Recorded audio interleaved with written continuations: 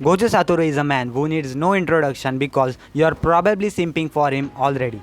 While he has the looks and the personality, Satoru is also the most powerful shaman in the series. In fact, he is the most powerful being in the Jujutsu world. Here we will try to understand his strongest and the biggest asset, Domain Expansion Unlimited or Infinite Void. Gojo's Domain Unlimited Void utilizes both of his strongest abilities, the Six Eyes and the Limitless. Both the Six Eyes and the Limitless are Satoru's innate abilities he inherited from the Gojo clan. Apparently, he is the first person in the past 400 years to be born with both these abilities even in the Gojo clan. The Limitless is an ability that lets its user have complete control over the space. All of Gojo's attacks we have seen so far utilizes this ability. We have covered Satoru's Limitless and its related abilities in the separate video. You can check it out by clicking in the I button in the right upper corner. While we don't know much about the Six Eyes, it seems like a sensory ability with a vision that leaves no blind spot. He can even decipher and break down cursed energy and cursed techniques with the help of his Six Eyes. The ability also let him use his cursed energy with maximum optimization. This control reduces the wastage of the cursed energy to the point where he can use Limitless endlessly. With that explained, let's go deeper into his domain. Gojo's domain has been referred by the multiple names Infinite Void, Immeasurable Void, and Unlimited Void in the anime, but they are all the same. When a person or a curse is caught in the Unlimited Void, they are overwhelmed by endless information and stimuli, rendering them paralyzed, or that's how the victim perceives it. Let me explain using Gojo vs Jogo fight as an example. When Gojo expands his domain, Jogo first says something like, "What? I can't see anything, I can't feel anything. No, I can see everything, I can feel everything. The information has no end, and because of that, I can't do anything." Here, Jogo was completely overwhelmed. He couldn't process anything at first, so he felt like there was nothing around him. But then he realized that his brain was actually trying to process too much information, rendering him incapable of doing anything. This isn't quite right. Gojo explains this phenomenon as the actions of perception and communication that people take in life, being forced upon them infinitely. Here, what Gojo means to say is that there isn't infinite information. Rather, Gojo is repeating the same thought process so many times that he can't even compensate what his thoughts are. He clearly states that Jogo wouldn't think about the objects in front of him. He is forced to think about the first thought infinitely. Here, the first thought is A. It's exactly how the last line of the note says. The victim feels like they can see everything. Gojo creates an illusion of sorts where his opponent feel like they are bombarded with the limitless information, whereas he is just exercising the power of his abilities, Limitless and the Six Eyes, a perfect combination of the perception and manipulation of matter, to make it seem like there is an infinite information.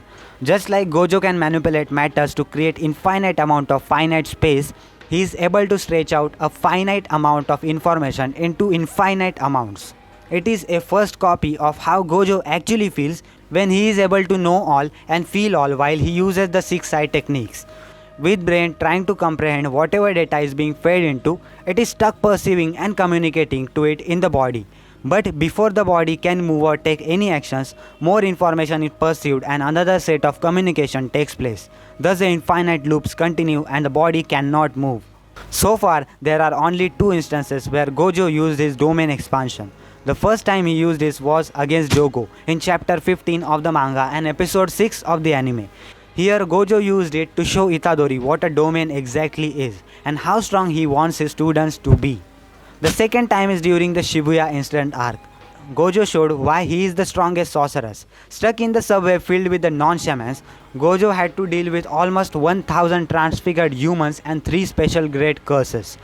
Satoru made an intuitive guess that non-shamans would be able to handle 0.2 seconds of his domain expansion without everlasting effect. In this 0.2 seconds, everyone was flooded with the information worth half a year.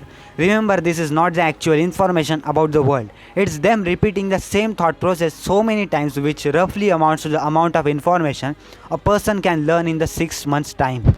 This 0.2 seconds of his domain was enough to leave all the transfigured humans unconscious for a few minutes, in which Gojo manages to kill all of them. Precisely, he took only 299 seconds.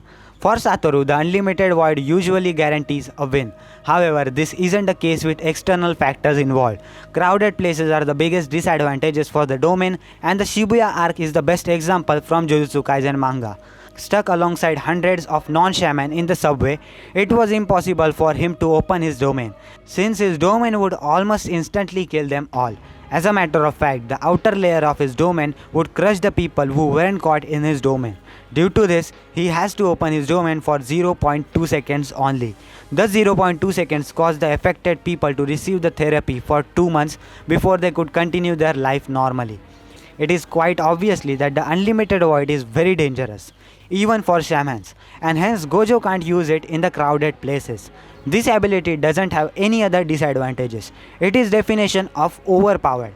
The only way to overpower this domain would be to have more cursed energy output than Satoru. In the manga, Yuta Okotsu says that he has more cursed energy than Gojo. Considering that, do you think that he will be able to beat Gojo? So what do you think about Gojo Satoru's domain, the unlimited void? Do you like it? Too overpowered, right? Let us know what do you think about it in the comment section down below.